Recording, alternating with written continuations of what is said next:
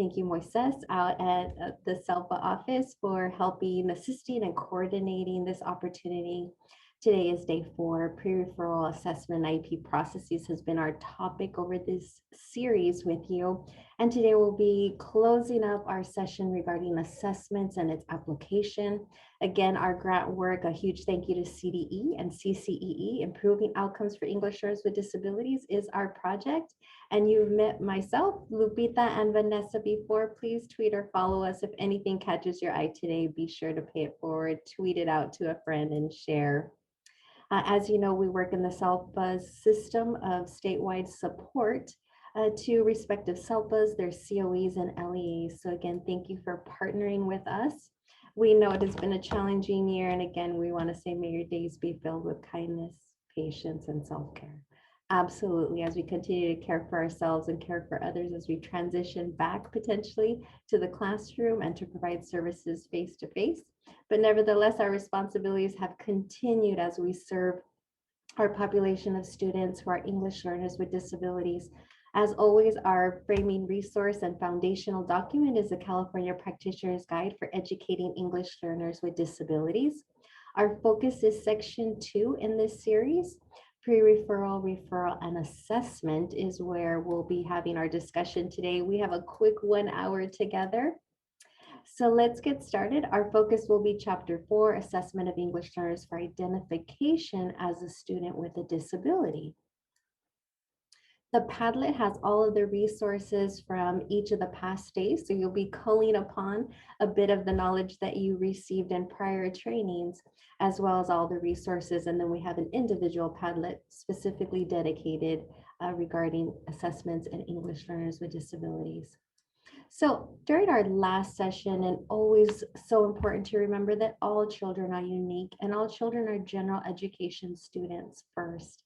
And it is our responsibility together and collectively to ensure that every student receives what they need, that they're able to develop, grow at their own pace and potential.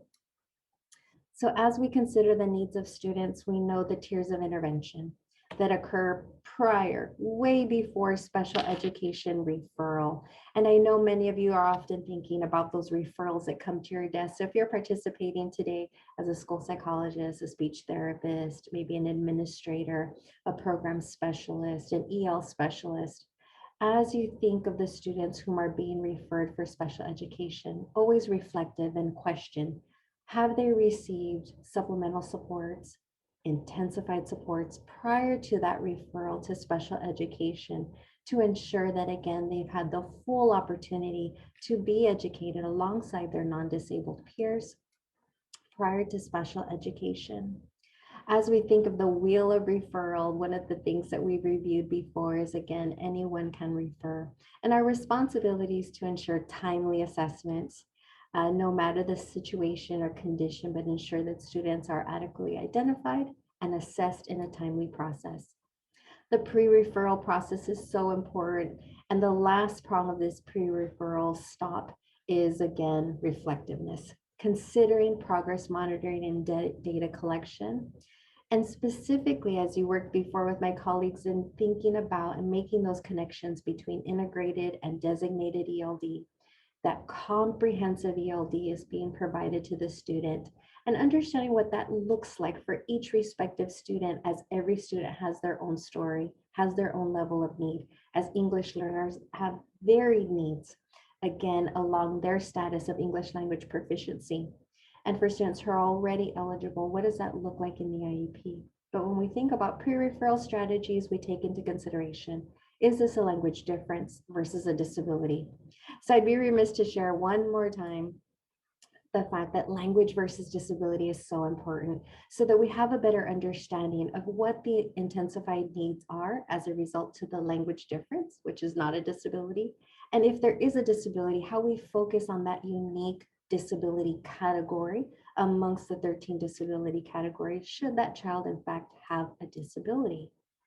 This is a great resource. We come back to it often, and I know that during our last session, we had an opportunity to look at it, the language difference versus disabilities.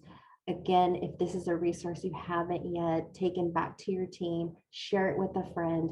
Very important conversations to have, and to also consider Who can I have that next conversation with as we acknowledge that language differences have a true place for a need for designated supports, perhaps language supports at various levels, accommodations depending on the need of the child. And what is their true disability? When we take into consideration the various disabilities of our students, we also acknowledge that this category here, specific learning disability, is the most frequently labeled for our students who are English learners. We see this growth in specific learning disability as a category. And though many English learners may have a specific learning disability, our concern is always, is there the possibility that students are being over-identified, misidentified in this particular category? Because it does focus on patterns of strengths and weaknesses. So the more that we're able to bring together teams, special educators, general educators, specifically our EL specialists, to have that conversation about difference, language difference versus disability is so important prior to that consideration for a child as a suspected specific learning disability. So I bring this definition back, and I'm sure many of you are school psychologists, and this definition is well ingrained in our mind, but it's so important for us to share with our respective SST teams, our multidisciplinary teams, our language acquisition teams, what the definition is of a specific learning disability. And here specifically, if there is a discrepancy, if there is a pattern of strengths and weaknesses between these academic areas and skills and ability, what is the actual processing disorder that the child has?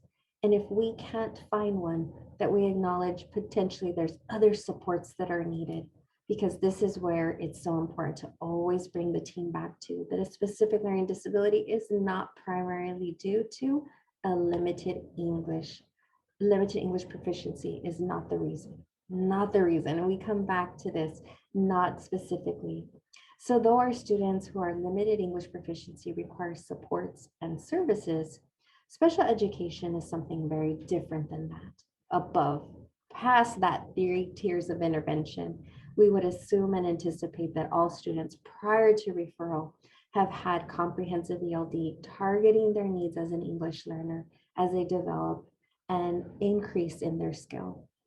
So this initial referral decision-making process tree, highly recommended for those of you who are still looking at what are our referral processes at our respective school sites, and having those conversations of how are students referred. What potential questions could we be asking prior to referral? So just another resource again to assist your teams prior to assessment, because as we know, once a child is referred, we have the utmost responsibility to ensure that a comprehensive assessment is completed as per all of our federal regulations associated with the Individuals with Disabilities Education Act. So, referral to assessment. However slow or fast this process goes from referral to actual assessment plan varies by student, varies by need, based on the conversation of your respective student study teams, student success teams, as you talk about data, progress towards data, and perhaps there are those red flags that lead you to want to refer. So in the chat box, if you would, let's take a stab at this question. Let's answer this one. May LEAs or district establish policies and procedures that delineate English learners must have received a certain number of years of English language development prior to referral for assessment to determine eligibility of special education. So thinking and reflecting about your policies, is there maybe a written or unwritten policy that's held at your respective school site about years? Student needs so many years prior to referral in ELD, comprehensive ELD services. Or by this grade level, then we can refer or not refer. Anyone? Don't be shy. Okay, so far so good. I see someone say we don't have a policy. Okay, and everyone's shy this morning. I think that would be a barrier for faith. Absolutely. And you're right, we cannot. So if you hear out there somewhere, we have to wait or we can't yet, always remember student need first. That SST team fully analyze. And once that referral is made, that we then follow through with that timely assessment. Because in as much as we perhaps want to be proactive and ensure student receives designated ELD, integrated ELD, comprehensive ELD will always be provided to the student before eligibility assessment, during the assessment process, and once the child, if eligible for special education, is still required to receive comprehensive ELD services. So again, no, we need to refer as appropriate based on the student's needs. So some good things are happening in your neck of the woods if your answer was no. So the next prong then for assessment is again, assessments are administered in the child's native language or other mode of communication and in the form most likely to yield accurate information. So we take into consideration, again, the resources that are available to us. If you yourself are a bilingual school psychologist, as I was many moons ago, again, sometimes this is very easy for you. You assess in both languages yourself. At times you then call upon interpreters if you're not bilingual in the same language as the child, as we have many students of many languages and dialects within languages. So we come to the next frequently asked question. May the parent waive the requirement for a student to be assessed for special education in his primary language? Quick one. Instead of a poll, let's just drop it in the chat. Anyone? Can a parent waive? And you can take a guess at it if you're just not quite sure. May the parent waive their requirements. So parent says, it's okay if you don't have an interpreter. You're not bilingual. I completely understand. Go ahead and assess my child in English only. Can they do that? May the parent waive their requirement? Okay, see kind of a mixed feeling there. I think the parent has a right. Someone said yes. Oh, I like Cecilia. I think so, but it's not the best for the child. So maybe a little bit of mixed feelings. And I know sometimes how challenging this is when you're looking for interpreters, or maybe it's a language that's not quite familiar, new to your community, and maybe you're calling upon regional centers and see if they have interpreters, maybe your court system for interpreters, maybe a faith-based community to see if someone can interpret for you, at least to gain a basic threshold of understanding of the child in his or her primary language. But I have to say the answer is no. Parents cannot waive it. We have the responsibility to test and use assessment materials that are in the child's primary language and the form that's most likely to provide accurate information. So we have that opportunity to ensure that the student is able to build that rapport with us, number one, but to engage in meaningful assessment practices and processes. So although a parent may kindly say, I understand, it's not a problem, we have an ethical responsibility to ensure that we've basically ruled out all opportunities and that we fully understand the child's disability is by assessing in that primary language and gathering as much as we can in that child's primary language to gather, if not a baseline, but a general understanding of, does the child have primary language developed? Because as we know, they will have a level of receptive skills. Perhaps the receptive skills are at a different level. We may need to bring in other assessors to also assist us, interpreters, again, because what we want is truly fruitful baseline data. We want to ensure that we have ruled out or checked off, is this a language difference versus a disability? Unless it's not feasible to do so. So there is a clause there in the Ed code that says, unless it's just absolutely not possible, every stone unturned. But again, our primary obligation is to assess in the child's primary language, in addition to English, as we're trying to determine, does the child truly have a disability? So again, everything that you can do to try to decipher what is the child's primary language? Do we have interpreters available? What assessment tools do we have or observations that we can conduct, and that we're gathering every resource that we can to help us make this important decision. Does the child have a disability in that primary? Because at most, again, non-discriminatory evaluation. And although the best of intentions that we have our due diligence to ensure that we're assessing in that primary language wherever possible and as needed to ensure that students are appropriately assessed and therefore appropriately identified. So then again, non-discriminatory, that our practices are culturally responsive, linguistically responsive, every time for every student.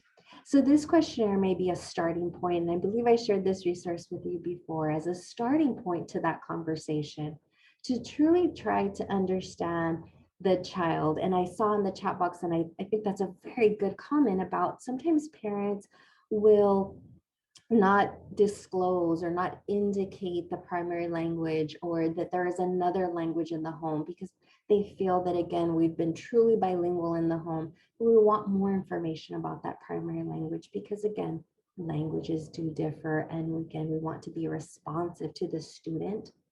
And these questions may help you.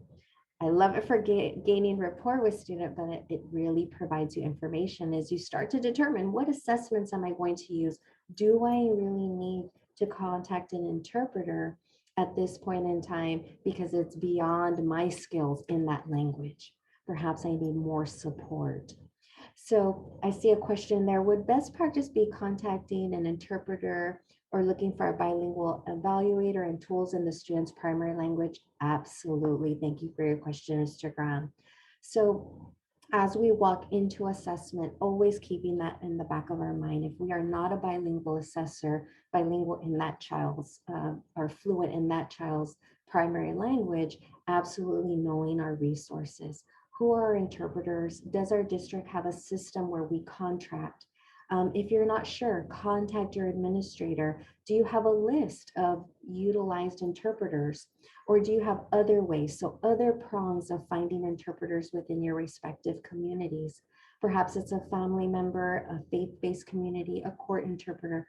Always remember with interpreters are providing your interpreter with support prior to delving into assessments, making sure that you're debriefing, ensuring that they fully understand that they are reading the question just as you're reading the question, not deviating, ensuring in your reports. And that's where we're headed today, is ensuring that we're capturing all of this information as well in our assessment reports. So I'll be sharing a little bit more on this, but absolutely keeping this at the forefront of your mind.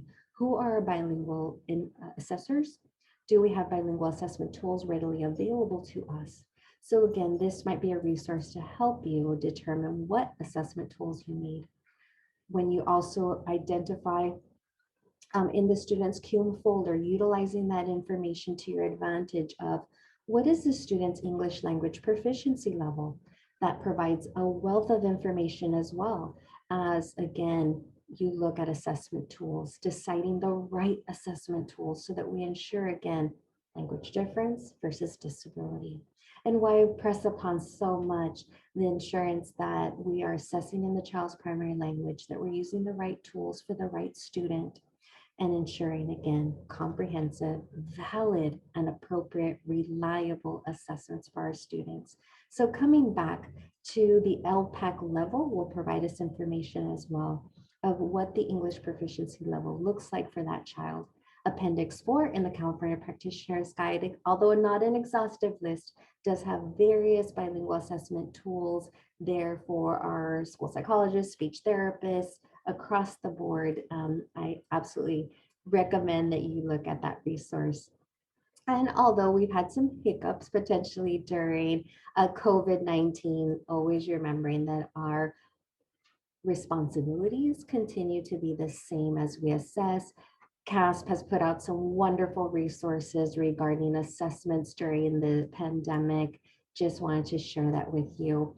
And as always, things haven't changed, encompassing all available data, and all available data for English learners truly does mean those extensive observations, conversations, interviews in the primary language as well as in English formal and structured interviews, and that's why we continue to need our multidisciplinary team. Our collective commitment with our general educators, our EL specialists, our special educators, our school psychologists, our speech therapists, our teachers. We are one and the same when it comes to these assessments. We all need to work together cohesively to support not only the child, but also each other, that we're garnering the right information, culling the right tools and information to ensure, again, that validity and reliability, that you shouldn't have to feel alone in your assessment processes and practices, but again, together, bringing together information. These appendices will assist you in that process. From the practitioner's guide, they're also in your Padlet, which is the English Learner Classroom Observation Checklist, focus observation of the English learner during English instruction. And as we reviewed previously with language difference versus disability, again, we may be seeing behavioral needs that are stemming from the fact that behavior is communication, that a child may be feeling some level of frustration or intimidation, undue shyness, quietness, whatever you're seeing in the classroom, also noting that there are effects that may look very similar to a disability, but are actually rooted in the need of still a need for more supports in their primary language, comprehensive ELD perhaps, taking a look at what that could be for the child who's still experiencing difficulties or potentially not making what we would hope to see as progress in their English language development towards academic English. And parents. Parents as a great resource to us to support us. Should this child, of course, be eligible for special education, we have to have their input. So this is a resource, again, that provides that opportunity. Some framing questions is always helpful as a starting ground as you interview parents to then be able to populate your present levels of performance should the child be eligible for special education. So again, some resources and tools, downloadable and usable, can be found on our website. And you're thinking, what does assessments look like now? So I won't poll you, but when you think about assessments, as you're weaving together all of the data, and it has been a little bit different over the course of this year, but as you're weaving together data and you're thinking about your multidisciplinary team approach, we're often thinking, is something missing? Do I have all the data available to me to ensure, again, that validity, reliability? Is it comprehensive in all areas of suspected disability? That is our responsibility. What was that reason for referral? And it may mean going back to that SST team and having conversations about what was the reason for referral? Our responsibility as assessors and even as administrators and supporting our assessors in the data, interpretation of that data. Where are there potential deficits? Do those deficits negatively affect progress towards general ed standards, ELD standards? Did we find a processing disorder? Is it something else? Did we rule out all those disability categories? And again, if we saw something different, did we need to then perhaps gather more information? And as we sit and write our report, so when we think about all of the data that's been gathered, observations, interviewed, standardized assessments, everything that you've pulled together and coming to that report, what are our minimum requirements? We often get this conversation. What is the minimum requirements? And many of you who are seasoned assessment report writers, seasoned school psychologists, speech therapists, assessors in the field, these things seem very normal to you. You're like checking off the box, not a problem. And again, we look at all aspects, all the needs of the student before we make that determination. And it may be related also relevant behavior as we looked at observations, relationship of that behavior to the academic and social functioning, health and development. When we think about students who are English learners, we have that additional layer. So when we think of the minimum requirements, we also ask ourselves, was this assessment culturally, linguistically appropriate? Did it take into consideration the needs of that child as an English learner as we selected, administered, and interpreted our standardized test results? Did we use interpreters? And if so, were they fully supported? So it may be that they are not trained interpreters, so to say. They don't have a special certification. And though the Ed code is pretty silent on that, we still have a responsibility to ensure that they understood the assessments, that we supported them in understanding the protocols, the way we conduct assessments, so they have a general understanding to not deviate from the protocols that we utilize, and that we include in our reports how this occurred, because it does create some variation to the standardization. So translation for tests include a statement of the validity and reliability and or the impacts of that use of a translator. And then again, the examiner's level of language proficiency, if you yourself was a bilingual translator and or both, you did some translating and the use of interpreter, and its potential effects on those results. So true and important to ensure that that statement is clear in your assessment report, that it's clear there. And in the assessments Padlet, you'll also find a report there that's a sample, if you will, that you could look and cull some language. But I wanted to give you an opportunity to practice. We only have a short time today, but during the course of this series, you've done a lot of listening. Wanted to give you an opportunity to read a scenario and give you an opportunity in some random breakout rooms. The student scenario is related to a child, Cruz, a young lady. So she is in second grade, and I'm going to drop it in the chat because you might want to open the scenario on your own. So there is the scenario from the practitioner's guide in the chat box. As you read the student scenario, I'd like you to identify best practices. Consider, are there additional assessments that you would administer to Cruz? So Cruz as a second grade English learner, and as you look at that assessment profile and the determinations that team made, and is there additional information you feel would be necessary to ensure that Cruz's assessment is valid, comprehensive, taking into consideration her cultural and linguistic background? So without telling you too much about Cruz and her scenario, the scenario is there for you if you want to take a minute to open it. I'll add these questions in the chat box again once you're out in the breakout room. So review the student scenario, read it in your team, talk about the best practices. What did you see? What did you notice? Are there additional questions that you have? So Vanessa, if you'd like to send them out to breakout rooms, we're going to give you a quick 10 minutes in your breakout room. We'll do a little checking in to see if you need a little bit more time, but the scenario isn't too long.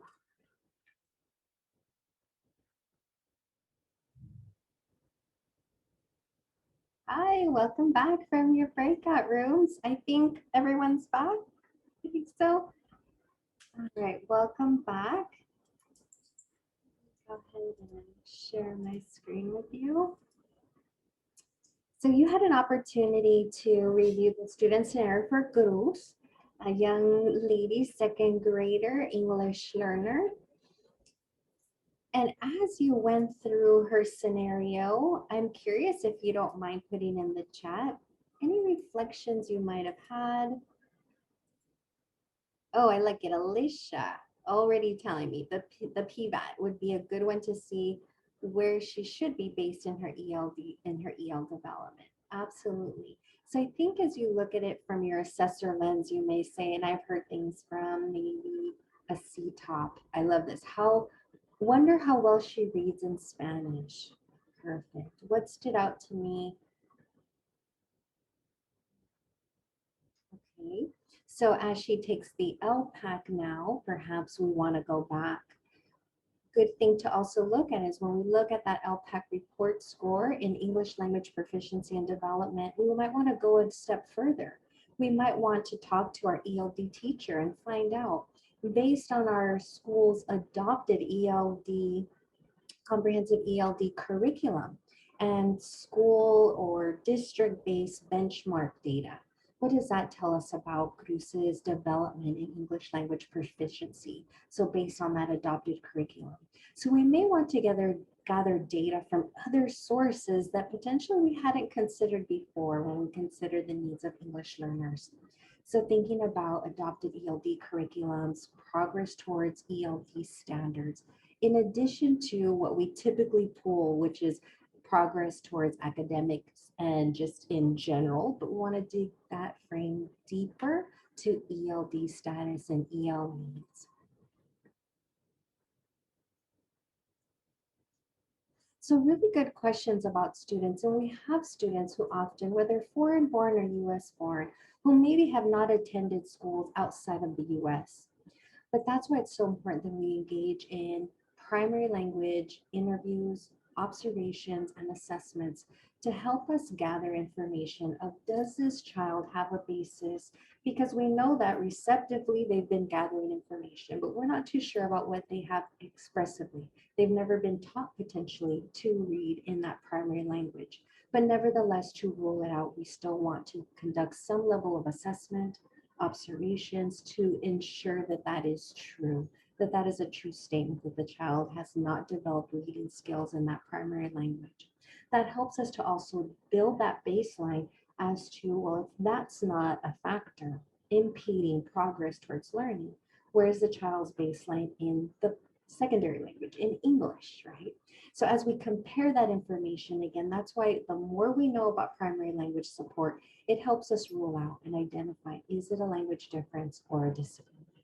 So again, all of that information provides us with information because it is so important to conduct, or at least attempt to conduct, those academic assessments, because they may know more than we think they do, or that's been disclosed to us by whether family, child, or if they're in a foster youth situation. So there's always all these multiple layers that we take into consideration. So we want to roll that out and ensure that we're assessing in the primary language, we're able to do so to help us gather that information. So some great wonderings. Thank you for being brave and adding your comments in the chat. That's always very helpful.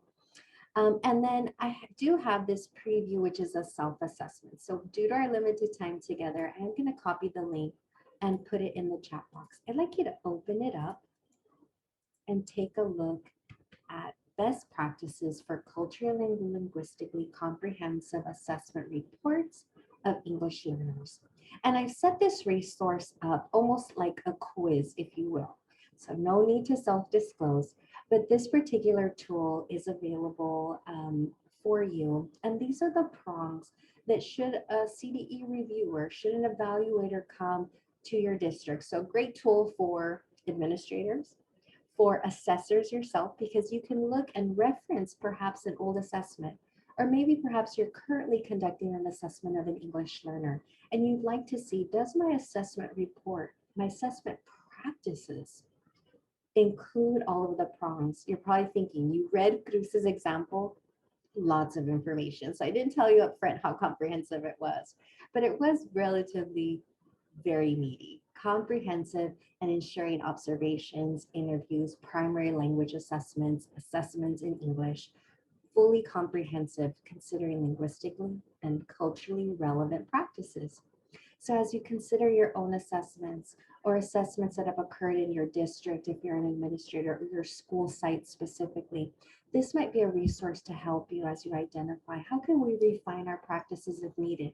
Maybe this also serves as a good self-reassurance to say, yes, we have these practices. So I'm going to stop for a moment, give you a chance to review this protocol and consider these questions. Are these elements typically found in your reports? What are some obstacles that have kept you from meeting each element in your assessment, practices, and a report? And again, no need to self-disclose, but this really is meant to help and assist you again as you refine, relook, think about, potentially hone your practices as you conduct assessments of English learners who may be eligible for special education. So I'm going to stop and pause for a moment and give you an opportunity to look at that resource specifically.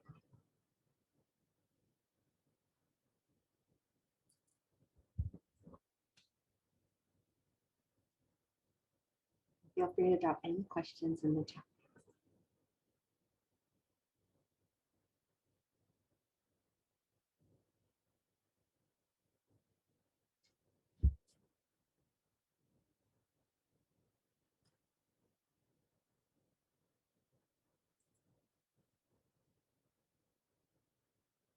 Can you see the assessment on the screen?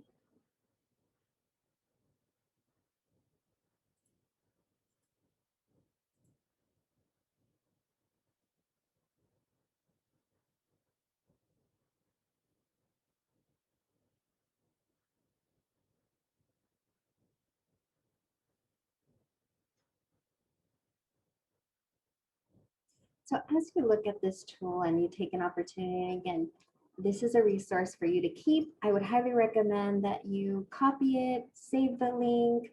It is linked into this resource. Again, use it at your own leisure and your own discretion. But it really is shaped, or when I put it together, to help you ask these questions. Yes, no, and in some respects, you may find that your answer is like, maybe I touched upon that prong, but I could reference it better in my report. Or perhaps I could take a second look and identify, did I truly ensure that the assessments are valid and reliable, because I may need to consider additional information regarding primary language. Or perhaps I need to ensure that I have information about administered by trained and knowledgeable personnel. You're the assessor, so yes. But then when we consider interpreters and evaluation materials, assessments as we select our assessments and the appropriateness, when we looked at our assessment plan, did we ensure that we are measuring or we are gathering tools that not only assess for all areas of suspected disability, but again, are they culturally and relevant to yield reliable assessment information about an English learner? As we take that deep delve into the CUME file, has this child transferred from somewhere else? That might also prompt us to ask those questions. Has the child received an education in another country, in another language? That might be something that you look at under that prong as well. In addition, as you evaluate, is the evaluation sufficiently comprehensive?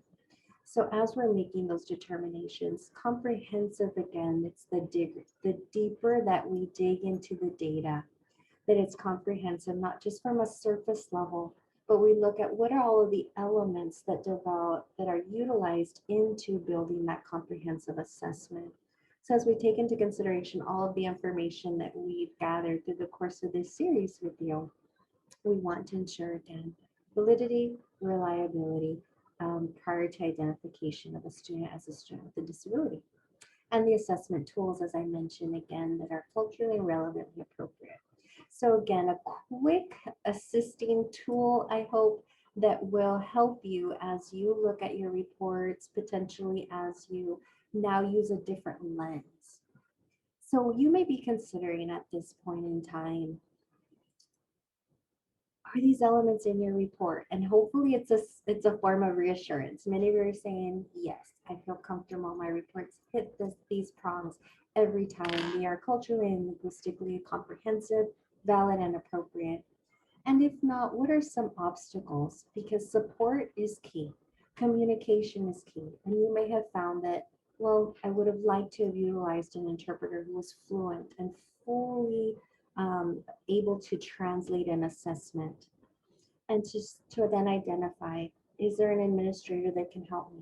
Maybe a partner's assessor that I can ask questions to and use that support. Because so many times you may feel alone. I don't know what to do. I'm stuck on this one. And collaborative teams are key. And some of you have great support systems. I've heard such good things about Dorado, but always knowing that, again, it's never a weakness on your part, but whether asking for a supportive hand or just needing some more reassurance, working with your fellow assessors, working with your multidisciplinary teams at your sites is so important, so that we ensure that, again, we have valid and reliable assessment practices, pre-referral systems that ensure that students aren't overly referred or under-referred for special education assessment and identification. If you want to learn more, and again, we are here to share a wealth of resources, never promoting a product, so to speak. But if you are someone who works in utilizing patterns of strengths and weaknesses, want more information, this is a recording of a full day training regarding best practices for culturally and linguistically comprehensive assessments and reports with the use of the CELIM, a great resource out there. Jenny Ponsurik, a licensed educational psychologist, great colleague, and wealth of information as well. This video is on our website. You can watch at your leisure, and all the resources tied to it are also there, free, readily available for you should you want to, again, learn more about this topic specifically. Oops. The assessments Padlet is linked into the Padlet with all of the other resources. Today's presentation will be linked as well. And you will receive, I'm hoping as early as this afternoon, a survey. Please do take our survey. We're continuing to learn, and your feedback is so helpful to us as we continue to want to support you. Reach out to us. This is our email box. If something after today's session you think I need more information, what did she mean by that? Reach out to us. Feel free to contact us. We're here to help and assist you. And again, our statewide system, together, we are a collective commitment to improving outcomes for English learners. So I know I'm going to go back just in case you do want to send us an email or tweet us at EL_SWD. With that, thank you so much for sharing of your time. Colleagues and I, Lupita and Vanessa, we're so thankful for all that you do for students in your area, students in our state, English learners. Thank you again for all that you do. Stay well, stay healthy. Thank you. And I will wait. I don't like to log out until the last person logs out.